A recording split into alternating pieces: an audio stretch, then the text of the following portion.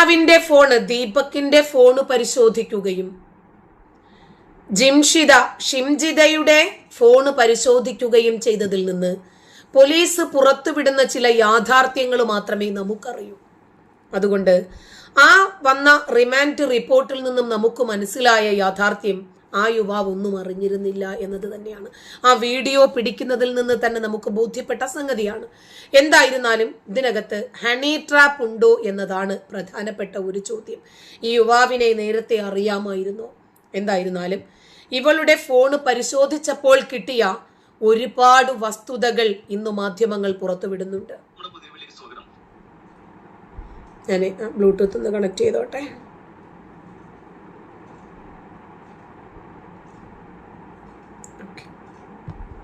ഇപ്പോൾ വരുന്ന ദീപകിന്റെ വിഷയത്തിൽ, ഷിംജിത വിഷയത്തിൽ ഞെട്ടിക്കുന്ന കുറച്ച് കാര്യങ്ങളാണ് പുറത്തേക്ക് വരുന്നത്. നമുക്ക് ആദ്യം തന്നെ കുറെ പേർക്ക് ഈ വിഷയം ഉണ്ടായ സമയത്ത് തന്നെ ഞാൻ ഇതിനെപ്പറ്റി പറയുമ്പോൾ പലരും എന്റെ അടുത്ത് ചോദിച്ചൊരു ചോദ്യം, ഈ പെൺകുട്ടിക്ക്, അതായത് ഷിംജിത എന്ന് പറയുന്ന പെൺകുട്ടിക്ക് അയാളുമായിട്ട് എന്തെങ്കിലും വ്യക്തിവൈരാഗ്യം ഉണ്ടായിരുന്നു എന്നാണ് എന്റെ അടുത്ത് പലരും ചോദിച്ചത്. അപ്പൊ ഞാൻ അവരോടൊക്കെ പറഞ്ഞത് അങ്ങനെ ഒന്നുമില്ലോ, യാതൊരു പരിചയമില്ലാത്തൊരു വ്യക്തിയാണ് ഈ പറഞ്ഞ ദീപക്. അങ്ങനെ ഷിംജിത എന്ന് പറയുന്ന മലപ്പുറത്തുള്ളവളാണ് ഞാൻ മനസ്സിലാക്കുന്നത്.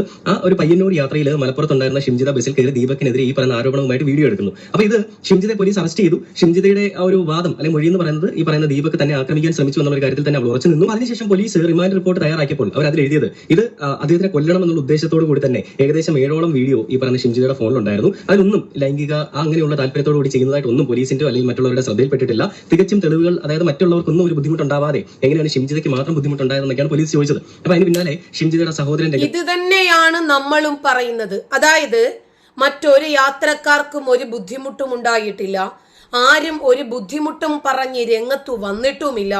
ആ സാഹചര്യത്തിൽ ഇവള് പറയുന്നു മുമ്പിൽ നിന്ന സ്ത്രീയും ബുദ്ധിമുട്ട് അനുഭവിച്ചു. അപ്പോഴാണ് ആ ലേഡി ഡിസ്കംഫർട്ടബിൾ ആണ് എന്ന് തോന്നിയപ്പോഴാണ് ആള് ഫോണുമായിട്ട് രംഗപ്രവേശം നടത്തുന്നത് എന്നാണ് പറയുന്നത്. റിമാൻഡ് റിപ്പോർട്ടിൽ വ്യക്തമായും എഴുതിയിരിക്കുന്നു, അയാളെ കൊല്ലണം എന്ന ഉദ്ദേശത്തോടു കൂടി തന്നെയാണ് 7 വീഡിയോയോളം അവരെ എഡിറ്റ് ചെയ്ത് ഫോണിൽ സൂക്ഷിച്ചത്. ഒന്നൊന്നായിട്ട് ഇടാമെന്ന്. ഇതിനിടയിൽ എന്തിനായിരുന്നു ദീപക് 46,000 രൂപ ബാങ്കിൽ നിന്നും വിഡ്രോ ചെയ്ത് എടുത്തുകൊണ്ടുവച്ചത് എന്നതിന്റെ ഉത്തരം ഇതുവരെ കിട്ടിയിട്ടില്ല. ഒരു മാധ്യമവും അതിനെ സംബന്ധിച്ച് ഇതുവരെ സംസാരിച്ചിട്ടുമില്ല. കാരണം അതൊക്കെ ഇവിടെ ഉയർന്നു വരുന്ന ചോദ്യങ്ങളാണ്. വന്നിരുന്നു. അവൻ പറഞ്ഞത് പയ്യന്നൂരിലേക്കുള്ള യാത്രക്കിടെ ഒരാൾ ശല്യപ്പെടുത്തി പോലീസിൽ പരാതി നൽകി ഷിംജിതയുടെ സഹോദരൻ സിയാദ്. ഇങ്ങനെ കുറെ മരവാണങ്ങളാണോ ആ കുടുംബത്തിലുള്ളതെന്നാണ് ഞാൻ മനസ്സിലാക്കുന്നത്. അച്ഛനും അമ്മയും മക്കളും എല്ലാം കണക്ക് തന്നെയാണ്.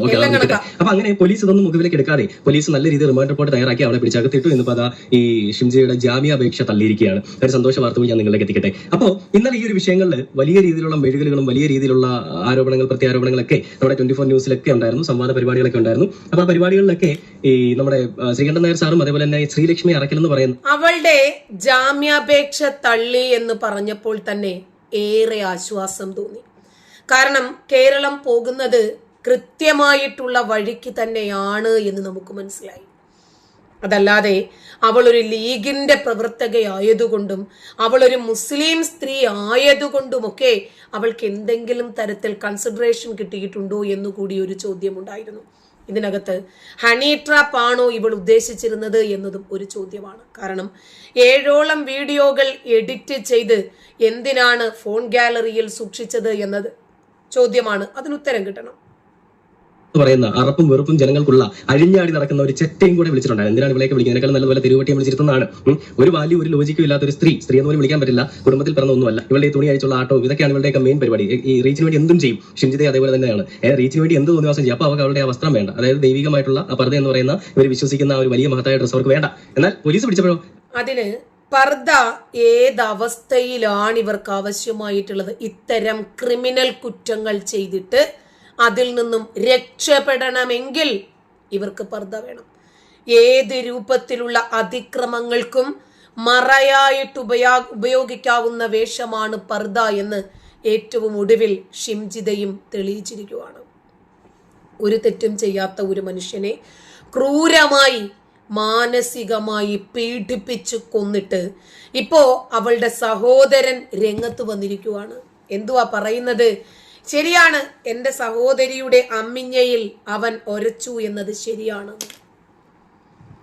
വീഡിയോ എഡിറ്റ് ചെയ്തതാണ്. വീഡിയോ എഡിറ്റ് ചെയ്തിട്ട് ആ യുവാവിനെ മാരകമായി മാനസിക പീഡനം ഏൽപ്പിച്ചു കൊന്നിട്ട് ഉളുപ്പുണ്ടെങ്കിൽ, നല്ല കുടുംബത്തിൽ പറന്നതാണെങ്കിൽ ഇതൊക്കെ ഇങ്ങനെ പറഞ്ഞു വരുമോ? അല്ലടാ, നിന്റെ പെങ്ങട മാറിൽ ഒരുത്തൻ ഒരച്ചപ്പോൾ നിന്റെ പെങ്ങൾക്ക് കഴുത്തിനു ചുറ്റും നാക്കുണ്ടായിരുന്നല്ലോടാ. കൈ ചുഴറ്റി ഒരെണ്ണം അവന്റെ മുഖത്ത് കൊടുക്കാമായിരുന്നില്ലേ? നാക്കെടുത്ത് എന്താടാ നിന്റെ അസുഖം എന്ന് ചോദിക്കാമായിരുന്നില്ലേ? അടുത്തിഷ്ടം പോലെ ആൾക്കാരുണ്ടായിരുന്നല്ലോ, അവരോടൊക്കെ കാര്യങ്ങൾ പറയാമായിരുന്നില്ലേ? ബസ്സിനകത്തൊരു കണ്ടക്ടർ ഉണ്ടായിരുന്നല്ലോ, എന്തേ കണ്ടക്ടറോട് വിവരം പറയാമായിരുന്നില്ലേ? ഇതൊന്നും ചെയ്യാതെ മനഃപൂർവം ആ മനുഷ്യനെ പീഡിപ്പിച്ചു കൊല്ലുക എന്ന തന്ത്രം, ഇത് ഇവനും, അതായത് ഇവളുടെ സഹോദരനും ഇവളും കൂടി ഒരുമിച്ചെടുത്ത ഒരു എഫേർട്ട് ആണ് എന്നതിന് ഇതിൽ കൂടുതൽ എന്ത് തെളിവാണ് വേണ്ടത്? ഒരുപാട് ആളുകൾ കൃത്യമായിട്ടും ഇത് മനസ്സിലാക്കി പ്രതികരിക്കുന്നുണ്ട്. ഏറ്റവും ഒടുവിൽ നമ്മുടെ രാഹുൽ ഈശ്വർ ശക്തമായി ഈ യുവാവിന്റെ കൂടെ നിന്നത് നമ്മൾ കണ്ടു. രാഹുൽ ഈശ്വറുമായി ഒരുപാട് വിഷയത്തിൽ അഭിപ്രായ വ്യത്യാസമുണ്ടെങ്കിലും ഒരു പുരുഷ കമ്മീഷൻ ഈ കേരളത്തിന് അനിവാര്യമാണ് എന്ന് പറഞ്ഞപ്പോൾ നമ്മളൊക്കെ ഒപ്പം നിന്നു. കാരണം ദീപക്കിന് പറയാനുള്ളത് നമുക്ക് കേൾക്കണ്ടേ? എന്താണ് ദീപക്കിന് ഈ വിഷയത്തിൽ പറയാനുള്ളത്? അത് കേൾക്കാതെ നമ്മൾ എങ്ങനെയാ മുന്നോട്ട്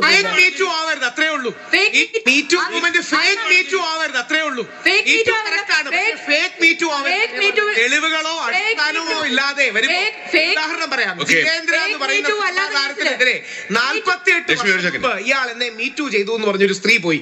അവസാനം ഹിമാചൽ പ്രദേശ് ഹൈക്കോടതി പറഞ്ഞു എങ്ങനെയാണ് ഇത് തെളിയിക്കാനോ തെളിയിക്കാതിരിക്കാനോ സാധിക്കുക, അതുകൊണ്ട് ഇത് അക്സെപ്റ്റ് ചെയ്യാൻ കഴിയില്ല. 48 വർഷം മുമ്പ് അങ്ങനെ സംഭവിച്ചു എന്ന് പറഞ്ഞാൽ തെളിയിക്കാനോ തെളിയിക്കാതിരിക്കാനോ കഴിയില്ല. അവിടെയാണ് ഇതിനൊരു ടൈം ലൈൻ വേണം, റീസണബിലിറ്റി വേണം. പറഞ്ഞോളൂ, പക്ഷേ തിരിച്ച് കോൺസിക്വൻസ്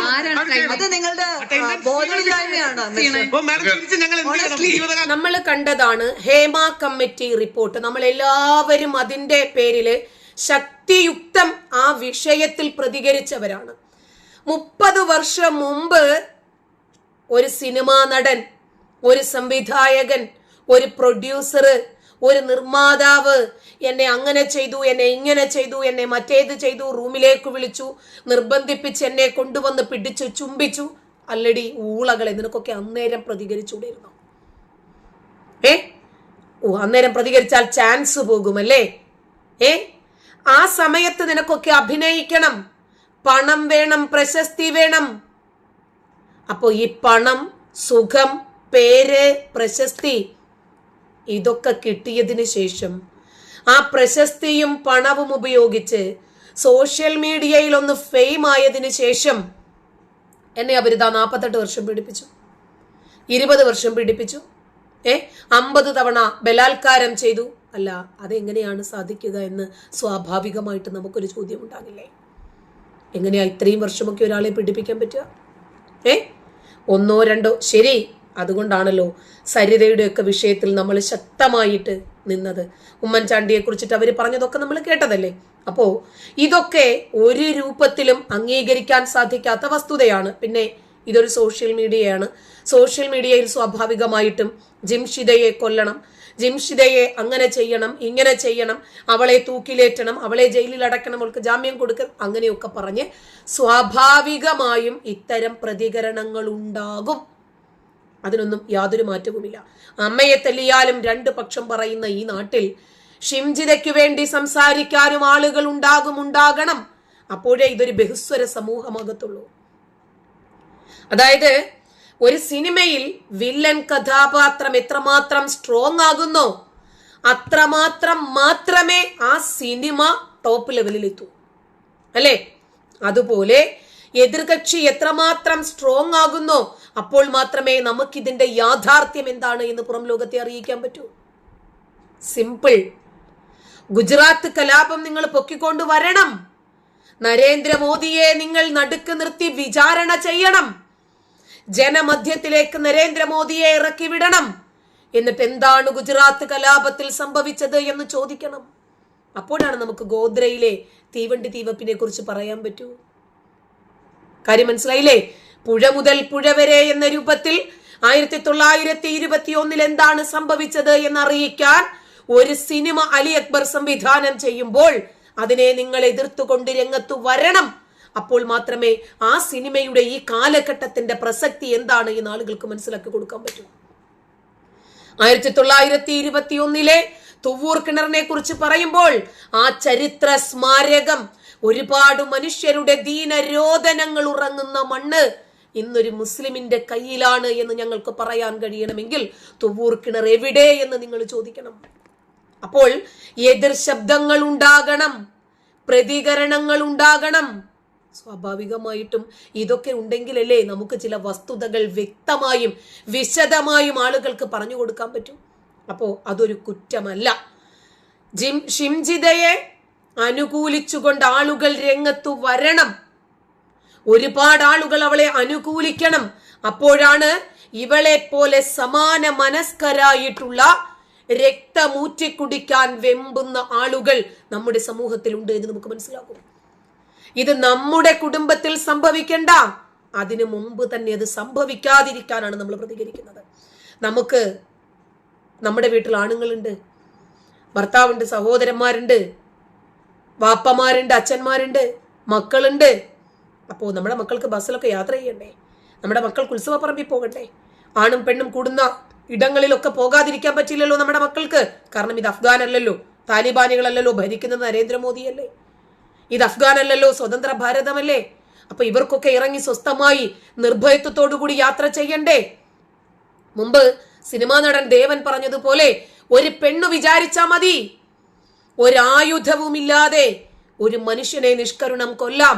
അവൻ എന്നെ കയറി പിടിച്ചു, അവൻ എന്നെ സൂക്ഷിച്ചു നോക്കി, അവൻ എന്നെ തുണി പൊക്കി കാണിച്ചു, അതല്ലെങ്കിൽ അവൻ എന്നെ ലൈംഗിക ചേഷ്ടകൾ കാണിച്ചു എന്ന് പറഞ്ഞാൽ മതിയല്ലോ.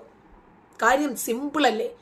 അപ്പൊ ഇതുപോലെയുള്ള മുലച്ചികൾ മുലക്കടിയുമായി ഇറങ്ങിത്തിരിക്കുമ്പോൾ, നമ്മൾ മുമ്പ് മുലക്കരമെന്നേ കേട്ടിട്ടുള്ളൂ, മുലക്കടിയുമായിട്ട് ഇറങ്ങിത്തിരിക്കുമ്പോൾ അവളെ അനുകൂലിച്ചുകൊണ്ട് രംഗത്ത് വരുന്നത് ആരാ? അവളുടെ സഹോദരൻ. എന്താ പറയുന്നേ? ആ ശരിയാണ്, എന്റെ സഹോദരിയുടെ അമ്മിഞ്ഞയിലെ ദീപക് അരച്ചു, 7 വീഡിയോ എഡിറ്റ് ചെയ്തിട്ടുണ്ട്. മനസ്സിലായില്ലേ? മറ്റൊരു യുവാവ് ഇന്നലെ പറയുന്നുണ്ടായിരുന്നു, ഇവള് മാസത്തിലൊക്കെ ഓരോ ദിവസം ഗൾഫിൽ പോയിട്ട് വരുന്ന ആളാണ്, ഡാൻസ് ബാറിലായിരുന്നു ജോലി. അപ്പോൾ നമ്മൾ ആ വിഷയത്തെക്കുറിച്ചിട്ടൊന്നും പറയുന്നില്ല. ഓരോരുത്തരുടെയും വ്യക്തിപരമായിട്ടുള്ള സ്വാതന്ത്ര്യമാണ്. അവരുടെ റീൽസുകളും ഫോട്ടോസും ഒക്കെ കണ്ടാൽ തന്നെ എല്ലാവരും പറയുന്നു ആളത്ര വെടിപ്പുള്ള ആളല്ല, പക്ക വെടക്കാണ്. അവരുടെ തന്നെ രാഷ്ട്രീയ പ്രസ്ഥാനത്തിൽ പ്രവർത്തിക്കുന്ന ആളുകൾ ശക്തിയുക്തം പറയുന്നു, ഇവരെ ഈ പ്രസ്ഥാനത്തിൽ നിർത്തരുതെന്നും ഈ പ്രസ്ഥാനത്തിന് നാണക്കേടുണ്ടാക്കുമെന്നും ഞങ്ങൾ തുറന്നു പറഞ്ഞിട്ടുണ്ട്.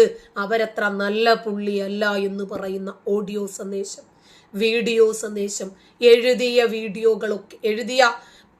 പോസ്റ്റുകളൊക്കെ ഇന്ന് സോഷ്യൽ മീഡിയയിലുണ്ട്. അപ്പൊ ഇതുപോലെയുള്ള ആളുകളെ ഇവിടെ വച്ച് വാഴിക്കാൻ പറ്റില്ല. ഇതുപോലെയുള്ളവർക്കെതിരെ ശക്തമായ രൂപത്തിലുള്ള നിയമ സംവിധാനങ്ങൾ ഉണ്ടാകണം. ഒരുത്തൻ തോണ്ടി, ഒരുത്തൻ ഒരച്ചു, അമ്മിഞ്ഞക്കടിയുമായിട്ട് ഇറങ്ങി, എന്തായിരുന്നാലും ഒരച്ചതല്ലേ, ആ സുഖം ഞാനൊന്ന് അനുഭവിച്ചോട്ടെ എന്ന് പറഞ്ഞ് ആ അനുഭൂതി അവളുടെ കണ്ണുകളിലും മുഖത്തും നവരസങ്ങളോടുകൂടി മിന്നി മറഞ്ഞിട്ട് അവളത് അനുഭവിച്ചിട്ട് അത് വീഡിയോ ആയി ചിത്രീകരിച്ചിട്ട് അത് പോസ്റ്റ് ചെയ്ത മനുഷ്യനെ മാനഭംഗപ്പെടുത്തി. ഒരു ഇച്ചിരി സുഖമല്ലേ, സുഖം കിട്ടിക്കൊണ്ടിരിക്കുമ്പോഴത്തേക്കിന് പ്രതികരിക്കാൻ പറ്റുമോ? സുഖിപ്പിച്ചവനെ മുഖത്തൊരെണ്ണം കൊടുക്കാൻ പറ്റുമോ? അതുകൊണ്ടല്ലേ അവൾ പ്രതികരിക്കാതെ പോയത്. അവൾ സാധാരണ ലെവലിലാണ് ആ ബസ്സിൽ നിന്നും ഇറങ്ങിപ്പോകുന്നത്. ബസ്സിലെ CCTV ദൃശ്യം ഇന്ന് സോഷ്യൽ മീഡിയയിലുണ്ട്. ബസ്സിലെ CCTV ദൃശ്യം പോലീസ് പരിശോധിച്ചു. അതിനകത്ത് അസ്വാഭാവികമായി ദീപകിന്റെ ഭാഗത്തു നിന്നും ഒന്നും കണ്ടെത്താൻ കഴിഞ്ഞിട്ടില്ല.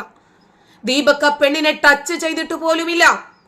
ഇതുപോലെയുള്ള ആളുകളെയൊക്കെ ഇവിടെ വച്ച് വാഴിക്കാൻ പറ്റുമോ ഇല്ലേ എന്നത് നമ്മൾ ചിന്തിക്കേണ്ടുന്ന വസ്തുതയാണ്. വീഡിയോ പിടിച്ചിട്ട് നീതിക്കു വേണ്ടിയായിരുന്നെങ്കിൽ ഒരിക്കലും അത് സോഷ്യൽ മീഡിയയിൽ ഇട്ടുകൊടുത്തിട്ട്, സോഷ്യൽ മീഡിയ എന്താ? കോടതിയോ നിയമ സംവിധാനമോ? നിയമപാലകർ സോഷ്യൽ മീഡിയയാണോ വിധിക്കേണ്ടത്? ഇയാൾ കുറ്റക്കാരനാണോ അല്ലേ എന്ന് തെളിവിന്റെയും സാക്ഷിമൊഴികളുടെയും അടിസ്ഥാനത്തിൽ ഒരു കോടതിക്കകത്ത് വിധിക്കേണ്ടതിന് പകരം ഓരോ വീടുകളും കോടതി റൂമുകളായി മാറി. സോഷ്യൽ മീഡിയയിലെ ഓരോ വ്യക്തിയും വക്കീലന്മാരായിട്ട് അങ്ങോട്ട് മാറി, ജഡ്ജുമാരായിട്ട് അങ്ങോട്ട് മാറി. സകലമാന കമന്റ് ബോക്സുകളും വാദപ്രതിവാദങ്ങൾ കൊണ്ട് നിറഞ്ഞു.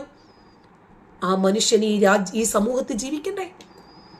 ആ മനുഷ്യന്റെ സഹോദരങ്ങളില്ലേ, മാതാപിതാക്കളില്ലേ, മകളില്ലേ, ഭാര്യയില്ലേ, നാട്ടുകാരില്ലേ, കുടുംബക്കാരില്ലേ, സുഹൃത്തുക്കളില്ലേ? ഒരു ടെക്സ്റ്റൈൽസിൽ 7-8 വർഷമായിട്ട് ജോലി ചെയ്യുന്ന ആള്, ടെക്സ്റ്റൈൽസ് നമുക്കറിയാം ആരെല്ലാം വന്നു പോകുന്ന സ്ഥലമാണ്. എന്നിട്ടും ഒരു ചീത്തപ്പേരും ഇല്ലാതെ ആ മനുഷ്യൻ അവിടെ കഴിഞ്ഞു 7-8 വർഷം. ഇതുവരെ അയാളെ കുറിച്ചിട്ട് ഒരു മോശമായിട്ടുള്ള അഭിപ്രായവുമില്ല. ഒരു തട്ടവും ഇട്ട് ഒരുത്തി ഇറങ്ങി വന്നു. അവളുടെ തട്ടം മറ്റ് റീൽസുകളിലൊക്കെ നിങ്ങൾ കണ്ടോ, മറ്റ് വീഡിയോകളിലൊക്കെ കണ്ടോ? അപ്പോൾ അവള് സ്വർഗത്തിലേക്ക് പോകുന്ന ഹൂറിയാണല്ലേ. എന്നിട്ട് അവളെ പിടിച്ചു കഴിഞ്ഞപ്പോഴോ ആ അക്രമത്തിൽ നിന്നും ആ കൊലക്കുറ്റത്തിൽ നിന്നും മറയ്ക്കാൻ അവളെടുത്ത് ഉപയോഗിച്ച വേഷം എന്താ? പർദ. അപ്പോൾ പർദ എന്തിനു വേണ്ടിയുള്ള വേഷമാണ്?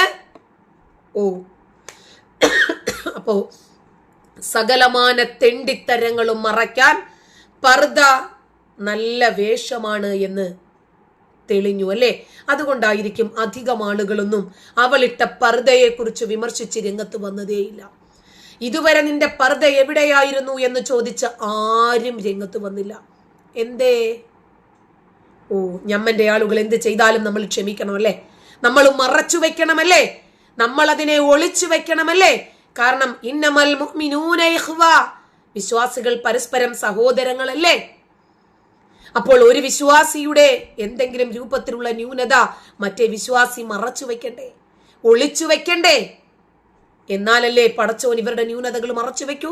അതുകൊണ്ടാണ് അധികമാരും സമൂഹ മാധ്യമത്തിൽ ഇവൾ പർദയിട്ടിട്ട്, ഇവള് മുഖം മറച്ച്, ഇവളുടെ ക്രിമിനൽ കുറ്റം മറയ്ക്കാൻ വേണ്ടിയിട്ട് പർദയെ പോലും മറയാക്കി റീൽസ് ചിത്രീകരിക്കുന്ന സന്ദർഭത്തിൽ മാത്രം ഒരു ഷാൾ എടുത്ത് തലയിലിട്ട് അവൾ തലയും മുലയും ഒക്കെ കാണിക്കുന്ന ഒരുപാട് റീൽസ് ഉണ്ടായിരിക്കെ ആ വീഡിയോ എടുത്ത് ചിത്രീകരിക്കണമെങ്കിൽ മുസ്ലിമാണ്, താത്തയാണ്, റീൽസോളിയാണ്, റീൽസ് റാണിയാണ്, ഒരു മുസ്ലിമാണ് എന്നുള്ളൊരു കൺസിഡറേഷൻ അവൾക്ക് കിട്ടുമെന്ന് അവൾ വിചാരിച്ചതല്ലേ. ഏതൊരു കാര്യവും സംഭവിച്ചു കഴിയുമ്പോഴാണ് നമുക്ക് ചില യാഥാർത്ഥ്യങ്ങൾ മനസ്സിലാകുന്നത്. ഇപ്പോ അയ്യോ അതങ്ങനെ പറ്റിപ്പോയല്ലോ, അതങ്ങനെ വേണ്ടിയിരുന്നില്ലല്ലോ, നമ്മുടെ മനസ്സിലിട്ട് വീണ്ടും വീണ്ടും വീണ്ടും വിചാരണ ചെയ്യും.